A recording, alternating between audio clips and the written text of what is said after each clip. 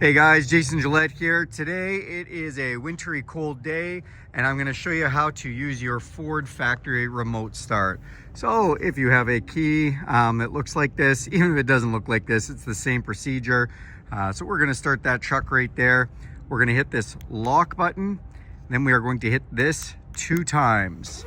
As you can see, that F-150 fired right up for us and you are good to go. You can also use your FordPass app. If you have a vehicle that's generally 2018 or newer, there are some exceptions to that. You can use that as well. But if you're just using your key fob, again, it is lock, then hit the remote start twice.